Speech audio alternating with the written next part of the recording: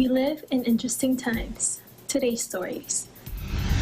Canada-US border to remain closed for non-essential traffic.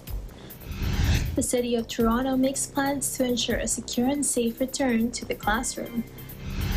Alberta's top doctor advises teachers to get tested for COVID-19 before classes begin this September 2020. Ottawa's English School Board released back-to-school plans. Trump tells US voters Biden is your worst nightmare. Canadian Navy joins RIM Pact 2020 amid the COVID-19 pandemic. Memphis Grizzlies rookies Ja Morant, Brandon Clark reflect on the surprising first season. Hello everyone, you're watching Eagle News International from Canada. I'm Arnie Aquino reporting from Vancouver, Canada, bringing you stories from across the globe.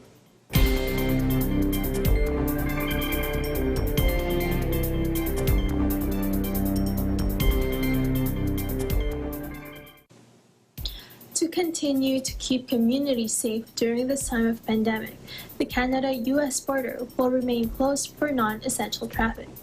EBC correspondent Vanessa De La Cruz reports. The border between Canada and the US is the largest international border across two countries in the world.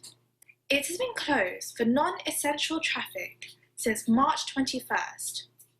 Minister of Public Safety and Emergency Preparedness, Bill Blair, announced the extension of the border restriction for another 30 days to September 21st. Minister Blair has mentioned that it will do whatever's necessary to keep our community safe. Dr. Theresa Tam, the Chief Public Health Officer, mentioned that she wanted to keep up Canada's good work with regards to COVID-19. However, there has been some cases where families have been split, where they could not see loved ones between the borders. The border closures get revisited every 30 days. Some people are predicting that the border closures might not reopen till next year. I'm Vanessa De La Cruz in Victoria, BC. Eagle News. We live in interesting times. As September is just around the corner, cities around Canada are preparing for the upcoming school year. EBC correspondent April Masongsong keeps us updated on Toronto's back-to-school plan. April? Here are this week's news in Ontario. The City of Toronto prepares for the upcoming school year by providing public health resources, fall recreation programs, and after-school care. And Ontario moves forward on plans to modernize rapid transit systems across multiple cities. As the school year approaches, the City of Toronto is taking steps for students to have a secure and safe return to the classrooms by ramping up additional public health support and resources. Toronto Public Health will be assembling a group of more than 70 nurses to prevent infection and to promote prevention measures and other public health advice to limit the spread of the virus. The city is also planning to resume fall recreation programs starting this October, as well as after-school recreation care, ARC, and community leadership after-school program, CLASP, this September. Here is Mayor John Tory on the back-to-school plans for students this coming fall. The ARC program offers high-quality, safe after-school recreation care for children in the age group 6 to 12 and runs Monday to Friday from school dismissal time until 6 o'clock in the evening. The ARC program offers participants a range of after-school activities in a caregiving setting, including sports, outdoor play, special events, creative activities, and homework help. The CLASP program is aimed at kids between the ages of 10 and 15, and it's designed to enhance life skills by promoting physical literacy, health and wellness, and community involvement through leadership workshops. Up next, Ontario releases plans for the proposed advanced tunneling work and improving the transit systems in the province. 4 new subway lines will be built under a $28.5 billion plan, which includes the Scarborough Subway Extension, Eglinton Crosstown West Extension, and the Yonge North Subway Extension to reduce traffic congestion and crowding within communities. Minister of Transportation Caroline Mulroney gives more details on this report. We will ask shortlisted bidders to come up with plans for tunneling works for an approximately 6-kilometer section of the 9.2-kilometer extension. This Eglinton Crosstown West extension will offer communities across Etobicoke and nearby Mississauga access to modern, reliable, and sustainable rapid transit. We are making smart, long-term transit investments to address congestion and give the people of the GTA more options to get where they need to be. And that is all for Ontario News this week. In Toronto, April Masong, Eagle News, we live in interesting times. In Alberta, teachers are being advised to get tested before in-person classes begin in September. Here's Eagle News correspondent Rachel Lucis with the story. In less than 2 weeks, Alberta begins face-to-face classes this coming September 2020. Chief Medical Officer of Health Dr. Dina Henshaw advises teachers to get tested before classes resumes.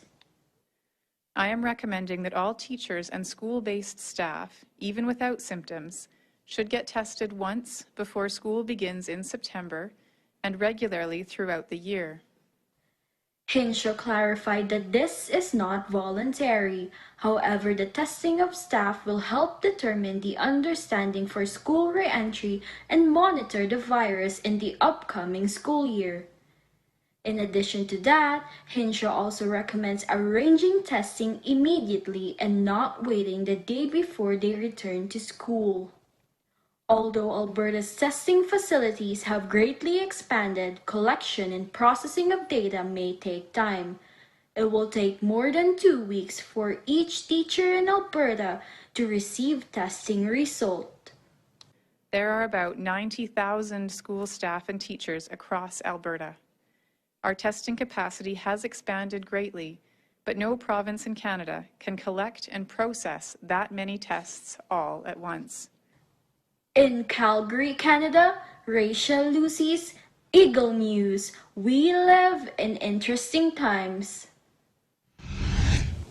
While some cities are preparing to go back to the classrooms, the city of Ottawa is taking a different approach. EBC correspondent Andre Lajoie with the details. Ottawa English School Board's released back-to-school plan. Remote learning will offer a combination of online instruction and post-learning activities and materials. Remote learning will involve more scheduled learning activities than was available this spring. Students are expected to be online and present for scheduled instructional times. Class size become a contention matter as parents debate whether or not to return their children to in-person schooling. The board says that the majority of the elementary class are below 30 students. Although the official first day of schooling is September 3rd, the start of the school year will be staggered. The average of kindergarten class size is 25 with a maximum class size of 29 students. Wherever possible, class may be divided into 2 groups. In grade 1, 2, and 3, the average class size is 19, with 90% of class having 20. Fewer students and 10% of class having up to 23 students. In grade 4, 5, and 6, the average class size is 25. There is no maximum class size, but most are below 30. In grade 7 and 8, the average class size is 24.5. There are no maximum class size, but most classes are below 30. If a student or a staff member tests positive, one or multiple class may be moved distance learning. Students with chronic health condition could continue with distance learning or home instruction. A teacher may go into the house for 1 hour a day. The school board is working on a transportation plan with details to be released this week. An expanded partnership with the City of Ottawa, OC Transpo, may be required to meet the requirements of altered release time for students. In Ottawa, Canada, this is Andre Lajoie. We live in interesting time. President Donald Trump told voters just outside his opponent Joe Biden's Pennsylvania birthplace that the Democrat has sold out American workers and would be a nightmare if he got into power. Biden is your worst nightmare, Trump told the crowd in Old Forge, just down the road from Biden's old hometown in Scranton. He spent the last half-century in Washington, selling out our country and ripping off our jobs and letting other countries steal our jobs. Trump said hours before Biden was to address the nation and accept the Democratic nomination for the White House. Joe Biden is no friend of Pennsylvania. He's actually, for the reasons we just said, he's your worst nightmare. Biden supported every single globalist attack on Pennsylvania workers. NAFTA, China's entry into the World Trade Organization, which built China into a power, TPP, Korea, the horrible, ridiculous Paris Climate Accord, which stripped our nation of its energy, and the so-called Clean Power Plan. Coming up, Canadian Navy joins RIMPAC 2020 amid the COVID-19 pandemic. Memphis Grizzlies rookies Jean Morant, Brandon Clark reflect on surprising first season. Eagle News International continues after this.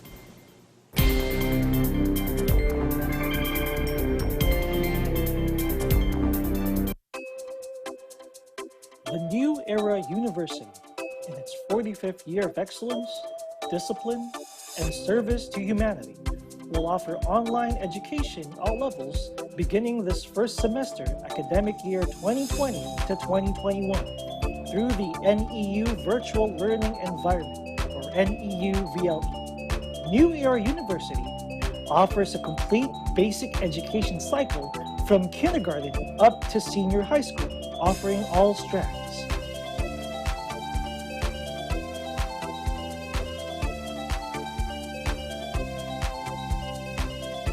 NEU has 18 colleges,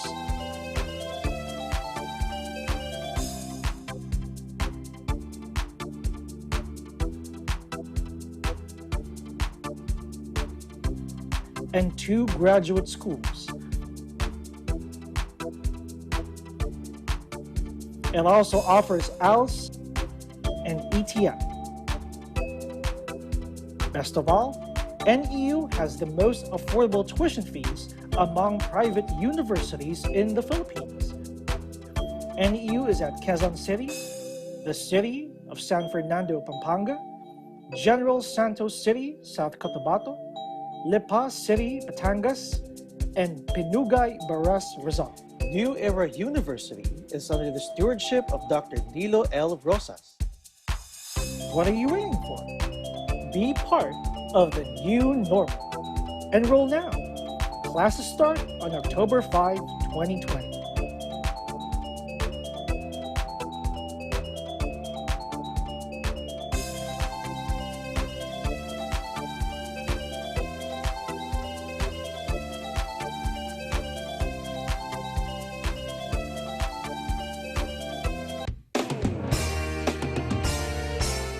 The search for the best continues. Tagisan ng Galing Part 2 is now accepting audition entries. If you are 21 to 59 years old and have what it takes to be the next Tagisan ng Galing Grand Winner as a solo performer, duet, trio, band, or grouped act, submit your audition entries now. Just follow these guidelines.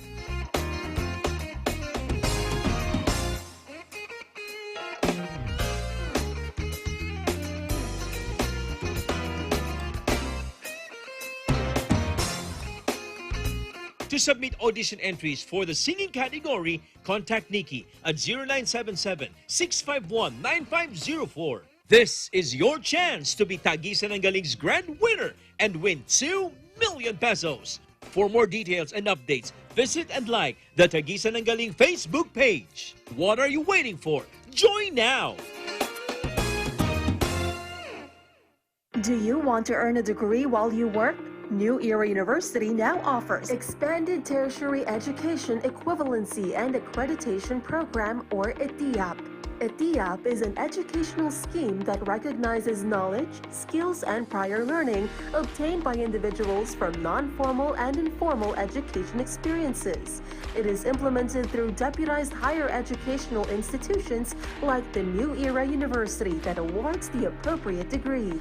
Programs offered are the following: Master's Program, Masters of Arts in Education, major in Educational Management, Master's Program in Business Administration, Bachelor of Arts in Science, major in Political Science, Bachelor of Arts in Science, major in Mass Communication, Bachelor of Science in Education, major in Filipino, major in English, Bachelor of Science in Business Administration with majors in Human Resources Development, Marketing Management, and Financial Management. Beneficiaries must be Filipinos who have attained at least high school level of education. The program is flexible and you don't need to attend regular classes. Expanded Tertiary Education Equivalency and Accreditation Program, or ETIAP, is under the supervision of Dr. Nilo L. Rosas, the University President, and Professor Anita P. Santos, Director of ETIAP. For more information, contact the following: Cristina Moreno, 0995-138-0786, or email cvmoreno@neu.edu.ph, or Arlene Sarmiento, 0906-298-9150, or email cedctl@neu.edu.ph. What are you waiting for? Let New Era University be your partner in achieving your dreams.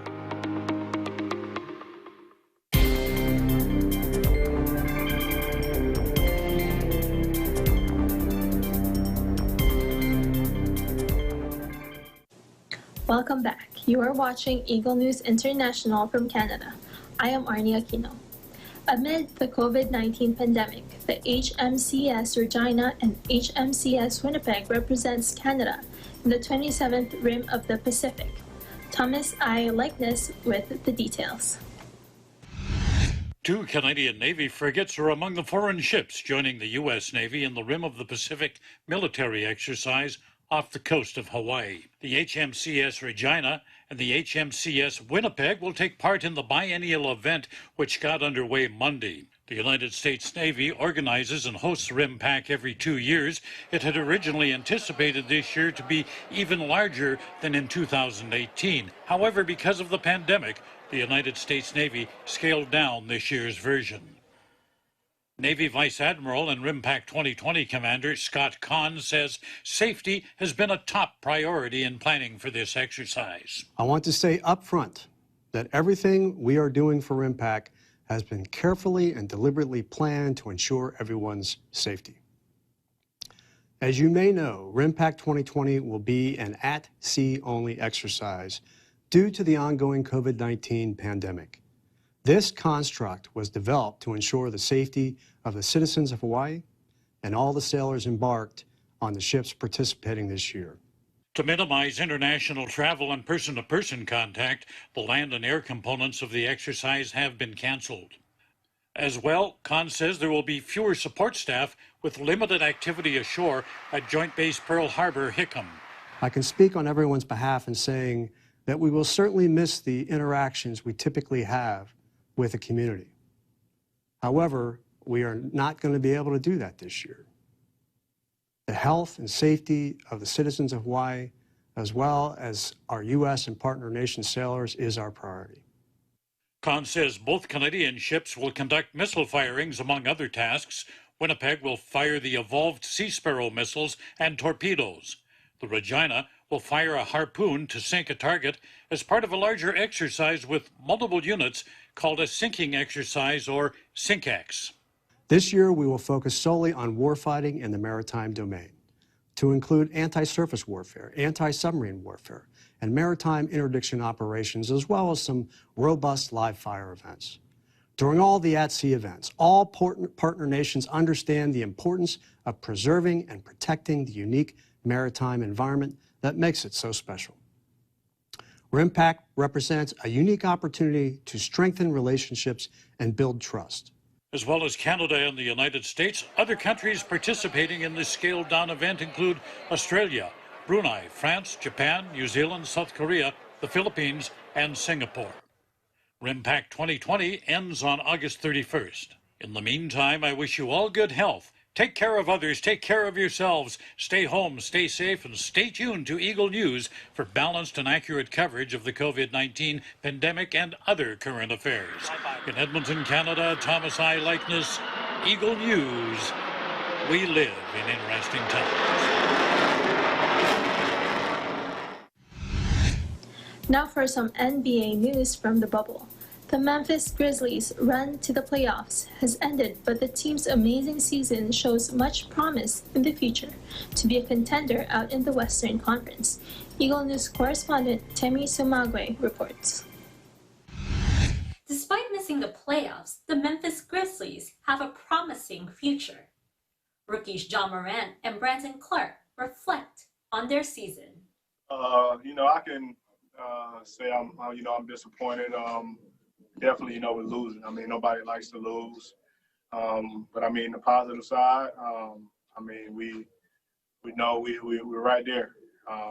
Just some games away. We just, go back to work and just get ready for next season. I learned a lot through the amount of games I played this whole season. People try to put a lot of pressure on me, but I'm a rookie. I just turned 21 a couple of days ago. So at this point, I'm still learning. But I have the right, guys around me, from family to my staff to my teammates, always, encouraging me and, giving me good tips to, make it through, push through. So. Yeah, I mean, it was definitely fun. Obviously, it was weird back in March having to have the whole season end for like 3 months, 4 months. That was obviously weird, but the whole season was just a blast. It was a dream playing with these guys. It was a dream getting to play with Jaren every single game. I'm forever grateful for the Grizzlies for even giving me the chance to play her. Tune in to Eagle News for more highlights and updates from the NBA bubble. In New York, Teni Sumagi, Eagle News, we live in interesting times.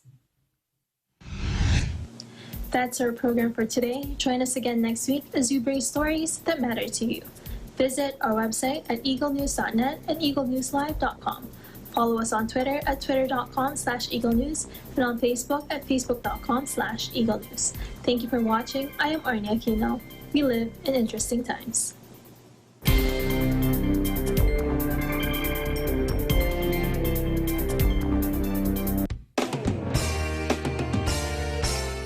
The search for the best continues. Tagi sa Nagaling Part 2 is now accepting audition entries. Kung ikaw ay 21 to 59 years old